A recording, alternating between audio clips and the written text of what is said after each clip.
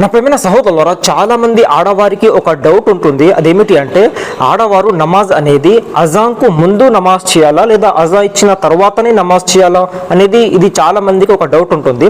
అయితే సహోదరులారా చూడండి, ఆడవారికి నమాజ్ అనేది అజాన్తో సంబంధం లేదండి. అర్థమైందా? అజా ఇచ్చిన తర్వాతనే నమాజ్ చేయాలని ఏం లేదు.